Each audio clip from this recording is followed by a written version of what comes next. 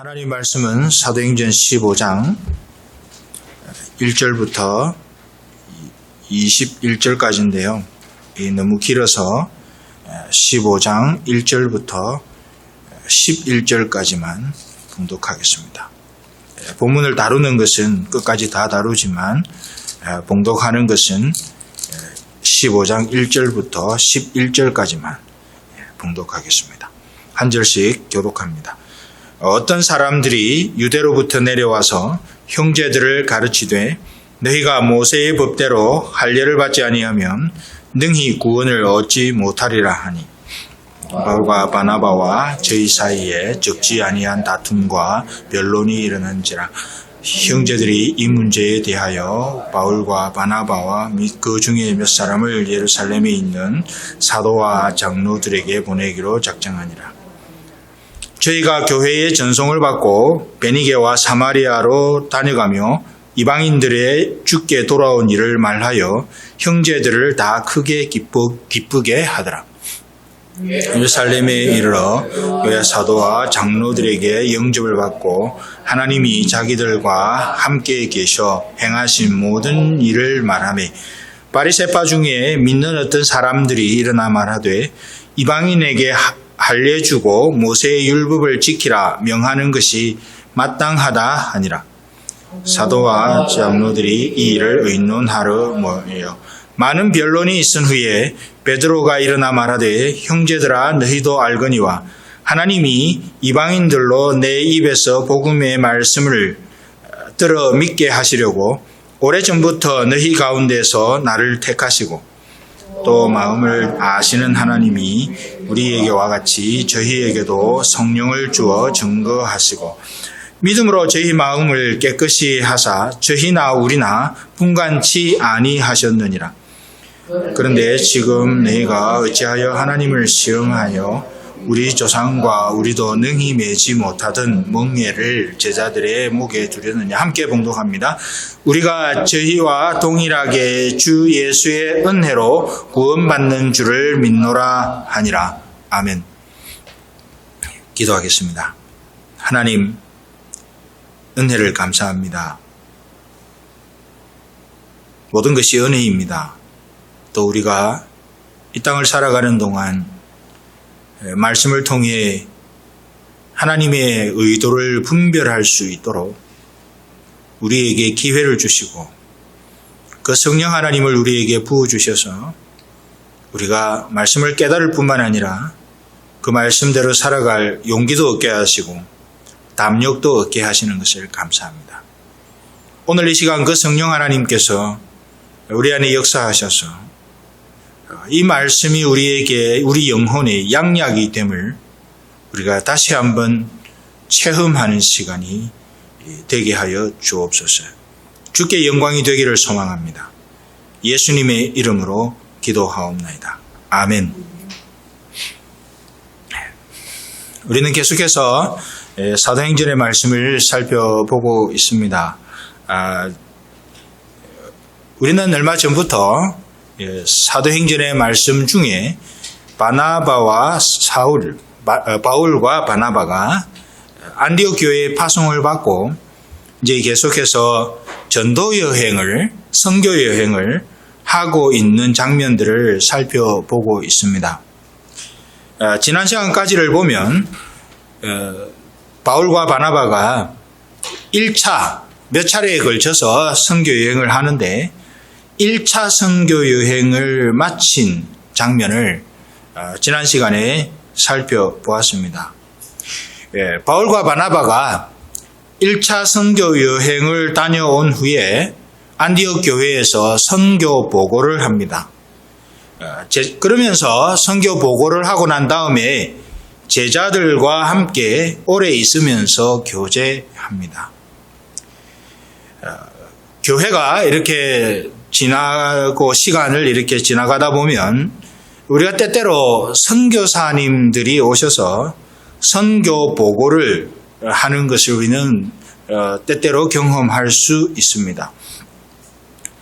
그런데 오늘 이 바울과 바나바가 선교 여행을 다녀온 후에 안디옥 교회에 그 선교 보고하는 내용을 보면 선교사님들의 선교 보고를 듣고 또 선교 현장에 있는 선교사님들도 선교 보고를 할 때에 어디에 중점을 가지고 보고를 해야 하는지 그 점을 우리는 알 수 있습니다. 이 바울과 바나바가 선교 보고를 하면서 어떤 내용을 가지고 선교 보고를 합니까? 오늘 말씀을 보면 특별히 앞에 나오는 14장 마지막 두 절을 보면 이렇게 되어 있습니다. 이르러 교회를 모아, 안디옥 교회가 다 모인 거죠. 교회를 모아 하나님이 함께 행하신 일과 이방인들에게 믿음의 문을 여신 것을 고하고, 지금 바울과 바나바가 안디옥 교회에 선교 보고를 하는데 그 내용이 무엇인가 하면 하나님께서 행하신 모든 일, 하나님이 행하신 일이죠. 하나님께서 행하신 모든 일인데 그 일의 내용이 뭔가 하면 이방인들에게 믿음의 문을 여신 겁니다. 그래서 이 선교사님들 또 우리가 선교 보고를 받는 또 선교 편지를 받아보는 교회 또는 선교사님들이 꼭 명심해야 할 내용이 바로 이 점입니다. 선교사님들은 내가 무엇을 했는지, 어떤 프로젝트를 하고 있는지, 교회를 몇 채를 지어야 하는지, 또 어떤 프로젝트를 하는데 비용이 얼마나 드는지, 이런 문제를 가지고 선교 편지를 써서는 안 되는 것이에요. 선교사가 선교 보고를 하고 편지를 쓸 때 반드시 그 초점을 가지고 해야 되는 것은 지난 기간 동안에 한 달이면 한 달 사이에 혹은 또 기도 편지를 쓸 때 그 중간중간에 틈이 이제 시간이 이렇게 있을 거 아닙니까?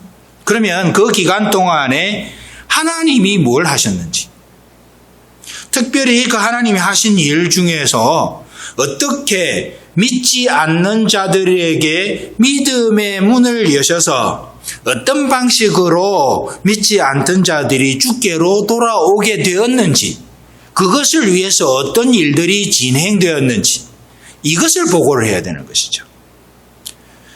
그렇지 않으면 그 선교 보고 자체가 인본주의적으로 흘러갈 가능성을 우리는 배제하기가 어렵습니다. 지금 사도 바울과 바나바가 그 점에 있어서 이들의 선교 보고하는 짧은 구절의 이 내용을 통해 성경은 지금 우리에게 그것을 보여주는 것이죠. 그러면 교회도 마찬가지입니다. 교회도 그러면 교회가 어떤 명성으로 사람들에게 인식이 되어져야 할까요? 환경이 좋더라 이런 차원보다는 저 교회를 보면 영혼들이 회개하고 돌아오는 일들이 있다. 저 교회는 하나님이 역사하시고 하나님이 역사하시기 때문에 누구든 저기를 한번 저것을 보든지 경험을 하게 되면 그 믿음의 문이 열리는 역사가 있다. 사람이 얼마나 모이든지 이 문제가 아니라 그 믿음의 문이 열리는 역사가 있는 교회. 그런 소문이 나야 정상적으로 소문이 나는 것이라는 거죠. 그래서 바울과 바나바가 이렇게 선교 보고를 하고 안디옥 교회에 있는 제자들과 함께 오랫동안 교제를 합니다. 그런데 여기까지만 하면 얼마나 좋겠습니까? 그런데 문제가 생겼어요. 안디옥 교회에. 그렇게 해서 하나님의 은혜를 서로가 나누면서 서로 좋아하고 서로 격려하면서 오랜 기간 바울과 바나바가 안디옥 교회 성도들과 교제를 하고 있는데 어느 날 유대에서 왔다는 사람들이 안디옥으로 도착을 합니다.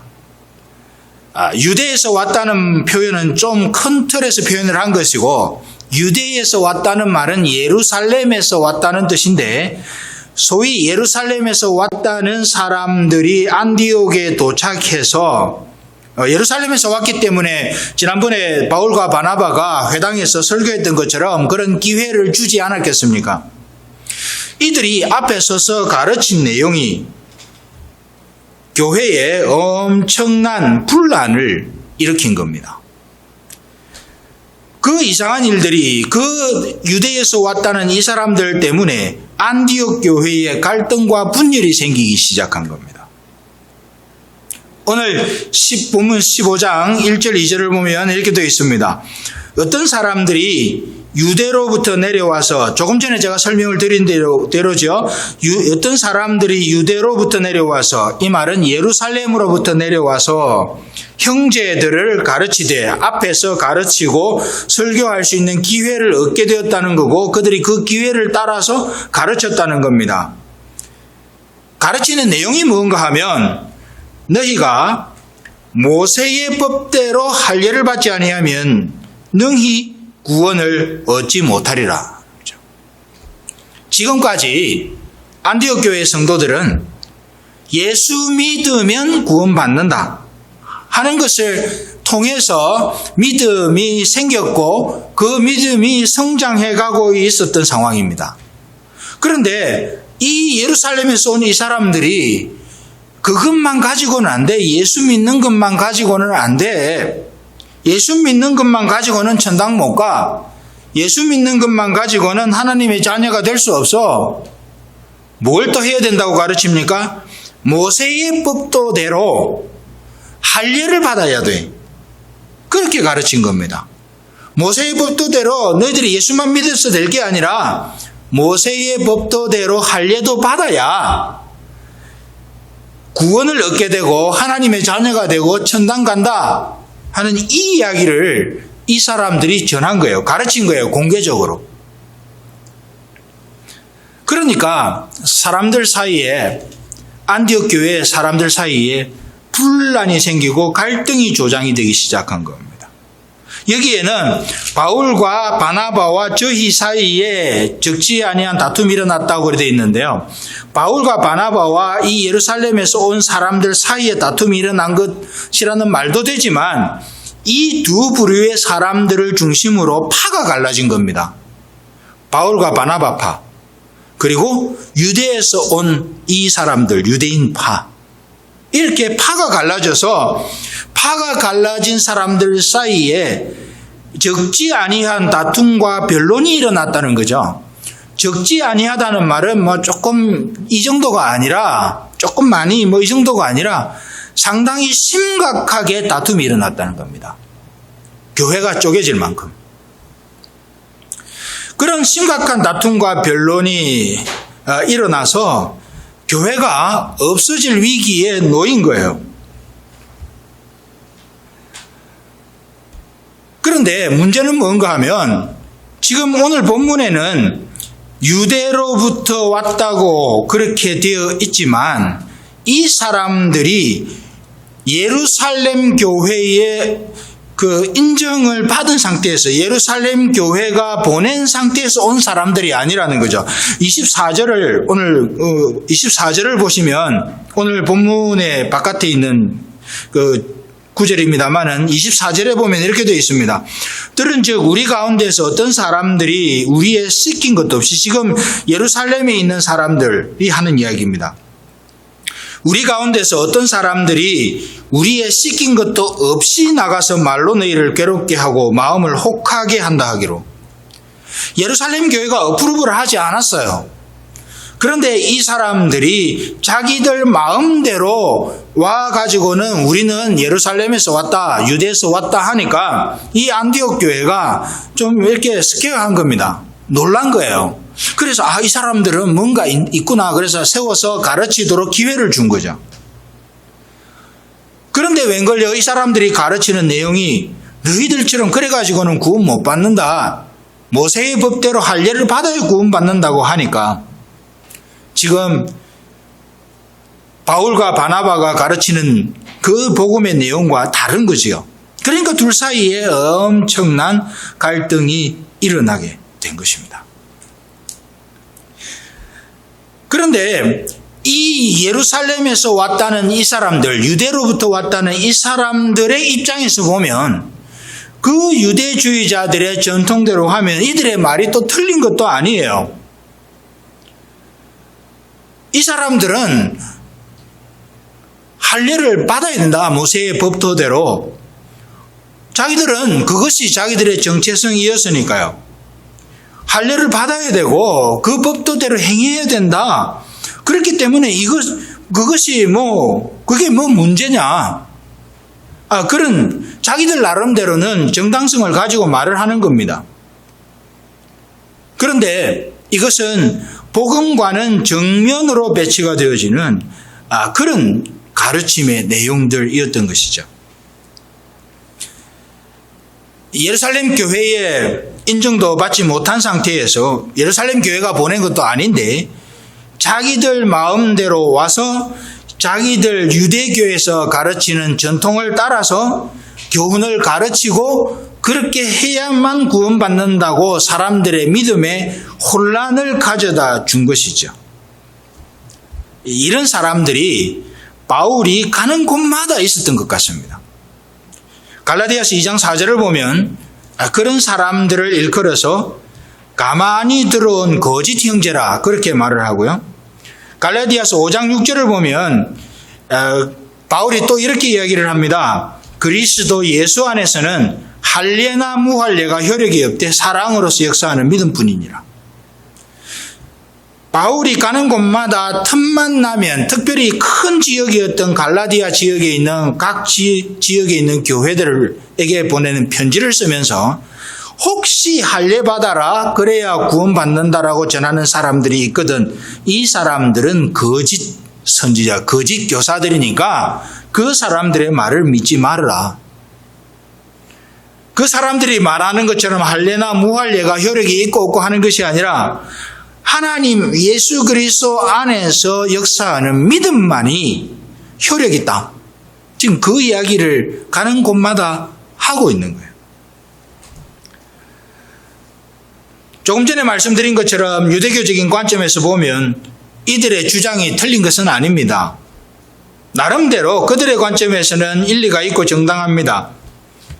그러나 그것이 예수 그리스도의 십자가와 부활로 말미암은 그 믿음을 통해 구원 얻는다고 하는 복음의 진리 앞에서는 이것은 잘못된 것입니다. 오늘날 우리가 생각해 볼 때도 이렇습니다. 전통이 다 나쁜 것은 아니죠. 그런데 할례도 처음에는 하나님의 백성됨, 하나님의 언약에 대해서 그 몸의 흔적을 남기는 것이었고 그것을 통해서 하나님의 은혜와 감사와 그 다음에 하나님을 향한 진심의 그 증거를 그것을 기억하기 위한 증거가 되었던 건데 그런데 이게 시간이 지나면서 유대인들이 하나님의 선택받은 백성이라는 특권을 나타내는 표시로 전락한 겁니다. 이와 같이 처음에 할례를 받는다 또 모세의 율법을 지킨다 하는 것은 하나님의 백성됨의 감사의 표시였습니다. 그런데 나중에는 이것이 자기들의 특권을 나타내는 하나의 표식이 되어져 버렸죠. 이와 같이 어떤 전통과 의식이 본래의 의미가 왜곡되거나 또 복음의 방향과 맞지 않을 때에는 그것은 하나님 앞에서 잘못된 것이고 나쁜 것이죠. 그럴 때는 과감하게 그것을 수정하는 용기가 필요한데 이들은 그러지 않습니다. 그래서 우리는 전통을 무시해서도 안 되지만 전통을 맹신하는 것은 오늘 본문에 나오는 유대에서 온 사람들과 같은 행동을 하게 되는 것이고 그러다 보면 우리는 하나님 앞에서 어긋난 길로 갈 수밖에 없는 그런 상태에 이르게 되는 것입니다. 우리가 가지고 있는 신앙적인 노선을 개혁주의라고 그렇게 말을 합니다. 영어로는 Reformed Church, 개혁주의라고 그렇게 말을 하죠. 그런데 이 개혁주의의 원래의 뜻이 무엇인가 하면 고쳐간다는 뜻입니다. 리폼한다는 뜻입니다. 무엇을 중심으로 리폼합니까?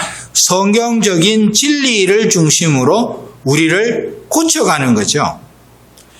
아무리 깊은 전통을 가지고 있더라도 그것이 말씀의 원리와 비교해서 말씀의 원리와 미스매치 된다면 우리가 그렇게 중요하게 생각했던 전통이라도 그걸 다 내려놓고 고쳐가는 그런 믿음의 속성을 가진 그런 무리들을 Reformed Church라고 그렇게 이야기를 하는 것이죠. 그렇기 때문에 우리의 모든 삶에 있어서 가장 중심에 있고 모든 결정과 모든 생각의 기준이 되어야 할 것은 바로 하나님께서 우리에게 조명해 주시는 이 말씀의 진리뿐입니다. 이 말씀의 진리와 맞지 않는 것은 무조건 다 고쳐야 돼요. 말씀은 그렇더라도 오늘날은 좀 다릅니다라고 하는 그런 이상한 생각을 하면 안 되고요. 말씀을 깊이 묵상하고 주의 성령께서 조명해 주시는 말씀의 진리와 다른 모든 전통, 모든 체계, 모든 사상, 모든 생각, 모든 삶의 태도 그런 것들은 다 고쳐서 말씀 중심의 진리에 맞도록 그 모든 것을 만들어 나가는 믿음의 그것이 Reformed Church의 멤버로서의 하나님 앞에 가져야 할 기본적인 태도인 것이죠. 루터와 칼빈이 종교 개혁을 할 때도 동일한 애리투드를 갖고 있었습니다. 그들의 전통은 그런 것이었죠. 자기를 학대를 해서 고행을 해서 수행을 해서 하나님의 은혜를 받을 수 있다, 구원받을 수 있다고 생각했습니다. 그것이 수많은 세월을 이어내려온 그들의 전통이었습니다. 그런데 어느 날 이들이 특별히 루터가 로마서의 말씀을 읽다가 오직 의인은 믿음으로 말미암아 살리라는 그 말씀을 묵상하다가 하나님께서 그 마음에 큰 울림을 주셨습니다. 의롭게 되는 것은 수행을 하고 고행을 하고 자기를 학대해서 되는 일이 아니라 하나님께서 허락하신 예수 그리스도의 십자가와 부활에 대한 견고한 믿음을 통해 되는 것이구나라는 것을 깨닫고 그 수행 중에 있었던 자기의 발걸음을 돌려서 다시 자기의 처소로 가서 하나님 앞에 종교개혁에 불씨를 당기는 그 일을 할 수 있었던 것이죠. 우리가 지금 가지고 있는 믿음의 원천이 거기에 있습니다. 그래서 우리가 늘 하는 말이 하나님 중심, 성경 중심, 교회 중심인 것이죠. 성경 중심의 진리에 비춰서 그래서 켈빈도 이런 이야기를 했습니다. 말씀이 지시하시는 곳까지 가고 말씀이 서라 하는 곳에 서서 하나님의 일을 하나님 나라의 영광을 추구하면서 살겠다고 그렇게 칼빈도 고백을 했던 것이죠. 그렇기 때문에 오늘 이 유대에서 내려온 이 유대인들처럼 성령 하나님께서 새 시대를 여시면서 그 새 시대의 복음의 진리들을 선포하시고 그 복음의 진리에 맞춰서 삶을 포밍해 갈 수 있도록 분명히 그렇게 우리에게 일러주셨는데 그때 그분들에게 그렇게 일러주었는데 여전히 유대교적인 전통을 붙잡고 그것만이 다인 줄 알고 그것에 자기의 삶 전체를 내려놓고 그것을 붙들고 바둥바둥거리는 그 태도로 그렇게 사는 것은 거짓 선지자의 거짓 교사의 태도에 다름 아니다라는 것을 사도 바울이 우리에게 일러주고 있는 것이에요.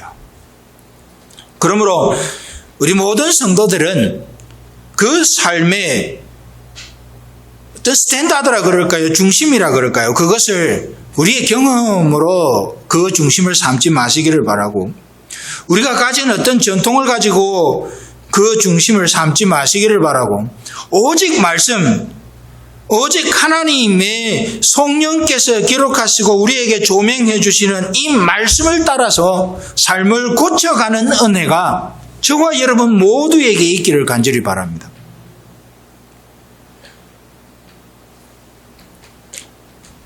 안디옥 교회에 발생한 심각한 교리 논쟁은 교회 전체를 흔들어 놓았습니다.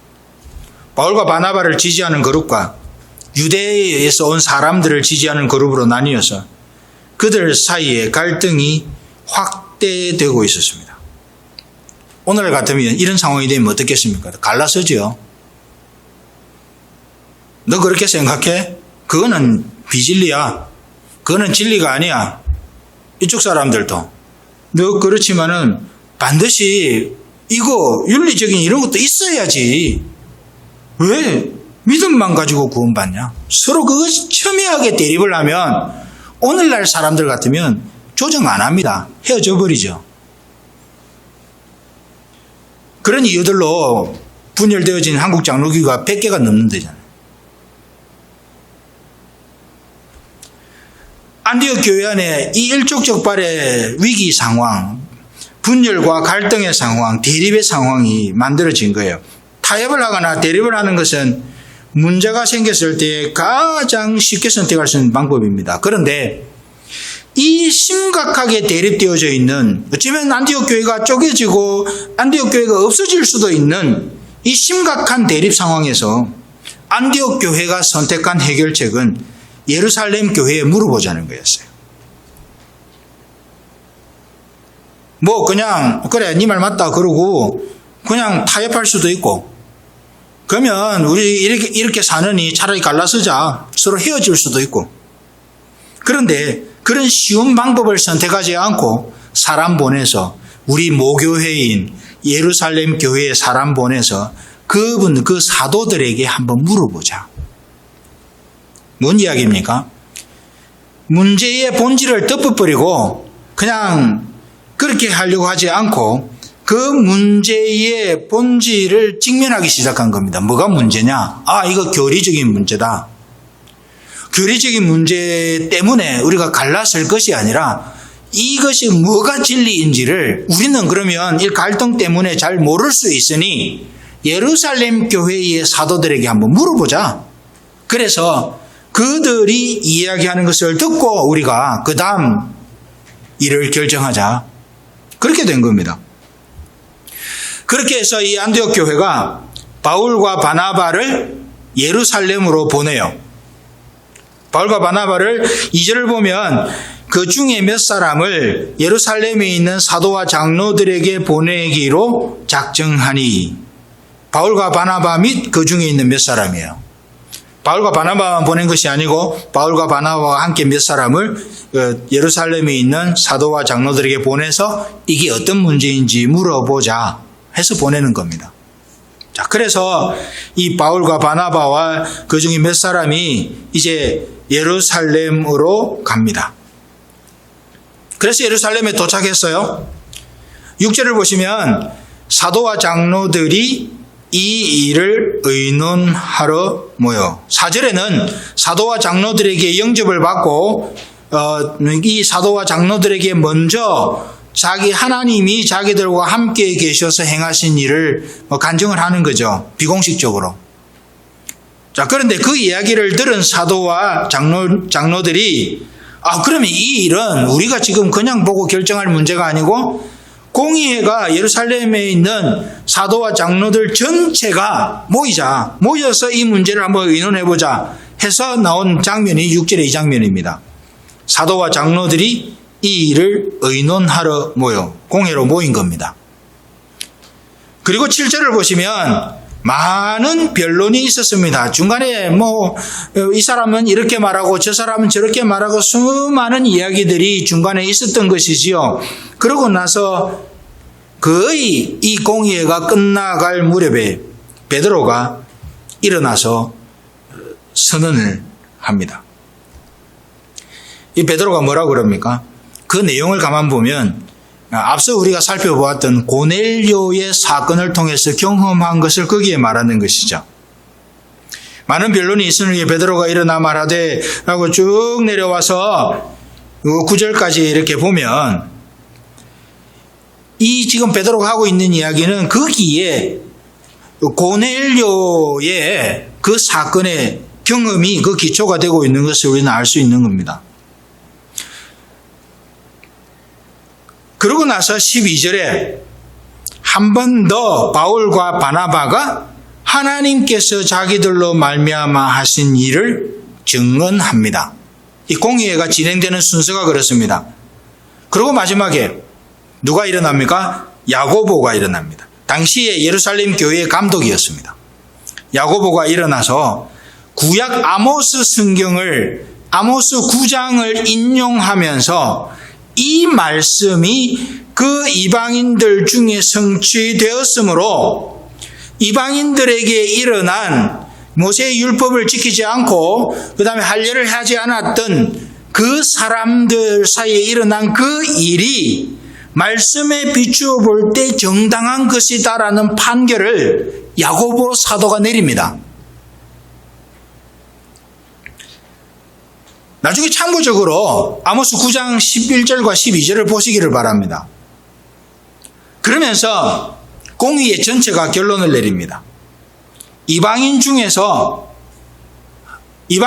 하나님께로 돌아오는 자들을 괴롭게 하지 말라는 이 말은 이방인들이 예수를 믿고 하나님께로 돌아올 때에 이들에게 이상한 의무를 부과시켜서 이들을 힘들게 하지 말아라.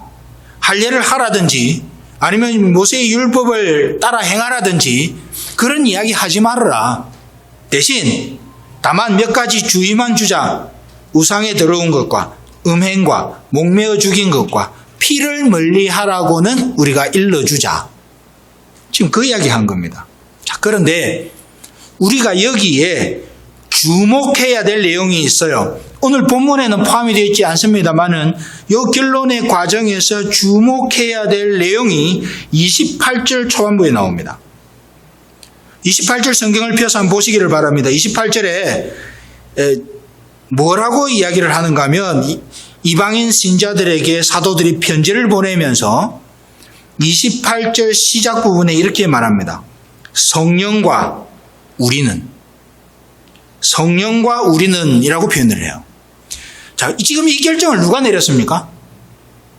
중요하게 키퍼슨으로 말을 했던 사람은 야고보 감독이었습니다. 그리고 지금 이방인 신자들에게 보내는 이 편지를 쓰자라고 결정을 내린 것도 예루살렘 공의회가 그랬습니다. 쉽게 말하면 사람이 결정 내렸다는 말입니다. 그런데 한편으로 보십시오. 이 사람들이 편지를 쓸 때 하는 말, 28절 처음에 나오는 이야기, 성령과 우리는 결정은 자기들이 한 거 아니에요. 그런데 말을 할 때는 성령과 우리가 결정했다라고 하는 거죠. 여러분, 이것은 너무나 엄청난 이야기입니다. 지금 이 예루살렘에 모였던 이 사람들이 하나님을 빙자하고 있는 겁니다. 자기들이 결정을 내려놓고 실상은 하나님과 우리가 같이 결정했다라고 하는 겁니다. 이거는 우리가 일반적으로 생각하면 엄청난 신성모독이에요. 그런데 이 야고보를 비롯한 이 예루살렘 교회의 사도와 장로들은 그 문제에, 그 편지의 내용에 대해서 아무도 이견을 달지 않습니다. 성령과 우리는, 하나님과 우리는 이렇게 결정했다는 거죠. 비록 말은 야고보가 했지만 모든 공의의 과정을 통해서 공의회 전체는 성령의 도우심으로 일치된 견해에 도달하고 오직 믿음으로, 오직 은혜로 구원받는 진리를 확정한 것입니다. 여기에 아무런 이견을 제시하는 사람도 없었고, 또 특별히 성령과 우리가, 하나님과 우리가 그렇게 결정했다라고 하는 부분에 있어서도 아무도 이의를 제기하지 않았습니다. 오늘날의 대부분 교회 또는 그리스도인들이 다수결로 모든 일을 결정하는데 너무 익숙해져 있습니다. 그런데 성경은 다수결로 결정했다는 표현을 한 번도 하지 않습니다. 도리어 하나님께 붙어 있는 소수의 의견이 존중되어지는 장면들을 우리는 몇 번에 걸쳐서 볼 수 있습니다. 성경은 다수결로 결정했다는 예를 우리에게 보여주지 않아요. 그런데 오늘날 대부분의 교회들을 그리스도인들은 세상의 민주적인 방식을 따라서 다수결로 결정하는 데에 대단히 익숙해져 있습니다. 그러다 보니 크고 작은 문제들이 끊이지를 않는 겁니다. 소수들은 소수들 나름대로 자기 의견에 뭔가 확신이 있는데 숫자로 밀어붙여서 모든 것을 결정하고 있는 이 상황을 못 받아들이는 겁니다. 그러다 보니 어떤 결정이 나고 나서 자기들의 의견이 채택되지 않았던 소수들은 그 공동체를 어렵게 만듭니다. 아니면 그 공동체를 떠나거나 크고 작은 문제들이 항상 생기게 되는 거죠. 그래서 우리 사도행전 앞부분에도 한 사람의 사도가 비었잖아요. 가룟 유다 때문에. 그 빈 것을 메울 때에도 제비를 뽑습니다. 후보자는 물론 선정을 했겠지만 최종적으로 누가 될 것인가는 제비를 뽑습니다. 제비를 어떻게 뽑는지 아시죠? 이름 쭉 적어놓고 통에 넣어놓고 하나 그냥 뽑는데 거기에 적혀있는 이름이 선택되는 거예요. 무슨 사람의 마음을 아시는 주요. 그리고 제비를 뽑습니다. 다수결이 아니었던 거죠. 그래서 오늘 여기도 마찬가지입니다. 예루살렘 공의회가 논의를 진행하는 과정에서도 주의 마음을 알고 주의 뜻을 알기 원하는 그런 열망을 가지고 결정을 했고 그 과정에서 하나님의 성령이 역사하셨음을 28절의 이 표현을 통해서 이들이 했고 성령이 역사하셔서 이런 결정했다라고 하는 데 대해서 아무런 이의를 제기하지 않는 장면을 보여주므로 그것이 거기에 공의에 참석한 무사람들에게 사실로 인정이 되었다라는 것을 여기 보여주는 거죠. 그러므로 일하다가 안 되면 다수결로 표대결 해가지고 하는 것이 아니라 모든 논의의 과정에서 주의 마음을 알고 주의 뜻을 알기 원하는 열망을 가지고 서로 간의 차이점을 솔직하게 논의하고 그 오늘 본문에서 보는 것처럼 거룩한 만장일치의 성령의 도우심으로 도달하는 것이 수많은 시간과 과정이 필요하더라도 하나님의 성령께 붙잡힌 공동체가 어떤 이슈를 논의해가는 과정에서 반드시 킵해야 할 에티튜드예요. 그러므로 어떤 공동체, 어떤 교회든지 무슨 일을 논의하기 위해서 모일 때에는 자기 뜻을 관철하고자 하는 이기적인 마음을 가지면 안 되는 것입니다. 내가 이번에 이것을 꼭 관철시켜 보리라. 그래서 그 관철시키는 것이 좌절되면 막 화를 불리듯이 내는 그것이 아니라 모든 논의의 과정을 통해서 주의 마음이 어디에 있는가, 주의 뜻이 어디에 있는가, 그것을 찾는 것이 필요한 거죠. 만일 자기의 뜻을 관찰하겠다는 의지를 가지고 논의를 진행한다면 그것은 성령의 역사를 방해하는 것입니다. 하나님의 마음과 뜻을 아는 것을 방해하는 것에 따름이 아닌 것이죠. 그러므로 교회는, 하나님의 공동체는 다수결이 아닙니다. 만장일치입니다. 만장일치.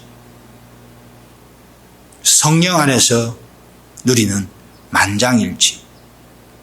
그게 되지 않으면 결정을 늦추고 좀 더 기도하는 시간을 가지고 다시 의논을 하더라도 하나님의 공동체는 거룩한 만장일치의 방법으로 하나님의 일을 결정해 가는 것입니다. 오늘 사도행전에 이 예루살렘 공의회가 안디옥 교회를 완전히 박살낼 수도 있었던 이 갈등과 어려운 문제를 그런 방식으로 하나님의 뜻을 알고자 하는 겸손한 마음을 가지고 결정하고 의논하고 논의함으로 결론적으로 성령과 우리가 함께 이 일 결정했다는 데에 아무런 이견을 제시할 수 없는 그런 방법으로 의논을 한 거죠. 우리가 그래야 되는 겁니다. 그래야 하나님이 역사하시는 것을 무사람이 다 볼 수 있습니다. 그러지 않으면 나중에 뒤에 보지만은 그 이야기를 전해 듣는, 그 말을 전해 듣는 안디옥 교회 사람들과 이방인 신자들이 31절을 보면 그 위로한 말을 기뻐하더라. 너무너무 기쁜 거예요. 이것이 하나님의 교회가, 하나님의 성도들이, 하나님의 백성들이 일을 해 나가는 방법입니다. 그래서 누구든 무슨 이야기를 할 수 있으나 그 이야기의 저변에는 내 뜻이 아니라도 좋다. 하나님께서 어느 누구를 통해서든 이 방향을 원하신다는 것이 확신이 느껴질 때는 얼마든지 내 걸 포기할 수도 있다. 하나님, 성령님 나를 도와주셔서 그 하나님의 방향을 찾는 일에 내가 겸손함으로 나아가게 도와주시옵소서. 인생에, 우리 개인의 인생의 걸음을 걸을 때도 마찬가지입니다.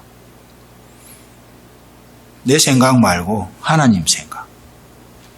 그것에 대한 소망들이 우리 모두에게 넘치는 그런 저와 여러분들이 다 될 수 있기를 간절히 소망합니다. 말씀 기억하면서 기도하겠습니다. 하나님 아버지, 감사합니다. 우리에게 하나님 은혜를 주셔서 우리를 하여금 하나님의 백성답게 이 땅을 살아갈 수 있도록 은혜를 베풀어 주신 것을 주님 감사합니다. 하나님 아버지, 우리가 살아가는 모든 날들 동안에 내가 한 것 말고 하나님이 내 인생의 시간 속에서 뭘 하셨는지, 어떻게 하셨는지, 그것을 우리의 삶의 모든 것을 통해 무사람들에게 드러내고 그것이 증거가 되어 우리 인생을 보는 수많은 사람들이, 우리 인생을 옆에서 보고 관찰하는 수많은 사람들이 하나님을 잘 섬기는 백성이 어떻게 살아가는지, 하나님이 하신 일의 증거가 무엇인지, 하나님이 어떻게 인생을 섭리해 가시는지 그것 깨닫고 주께 돌아오는 역사가 넘칠 수 있도록 주여 도와주시옵소서. 하나님 아버지, 그리스도인들이 혹은 가정에서 혹은 교회에서 수많은 이슈들을 가지고 다른 의견 제시할 수 있으나 우리가 마음에 잃지 않도록 도와주시기를 소망하는 것은 내 의견이 아니라 하나님이 무엇을 원하시는지에 대한 마음의 정열이, 그것을 알고자 하는 마음의 정열이 우리 안에서 끊이지 않도록 주님 도와주시옵소서. 그래서 우리가 우리의 인생이 혹 마감되는 그날, 혹은 우리가 닥쳤던 여러 가지 이슈들이 해결되는 그날에 우리가 누구나 한결같이 확신할 수 있는 것, 성령과 우리가 이렇게 결정했구나, 하나님과 우리가 이렇게 결정했구나, 누구도 이견을 달지 않는 그런 결론에 도달할 수 있도록 주님 도와주시옵소서. 아버지 하나님, 가정에서 아빠와 엄마와 자녀들의 의견이 다를 수 있으나 나중에 어떤 일의 결말이 지어지는 그 순간에 하나님이 이 결정하셨구나. 그것이 우리에게 느껴질 수 있도록 우리의 삶을 그렇게 다듬어 주시옵소서. 주님 고맙습니다. 우리가 그렇게 살아가는 우리 인생이 되게 하여 주시고, 그래서 우리 인생이 주의 영광으로 인해 빛나는 인생이 될 수 있도록 주여 도와주시기를 원합니다. 사람의 생각을 따르지 않는 하나님 중심, 성경 중심, 교회 중심의 신앙의 고백이 현실화되는 축복을 우리에게 주시옵소서. 하나님 감사합니다. 고맙습니다. 예수님의 이름으로 기도하옵나이다. 아멘.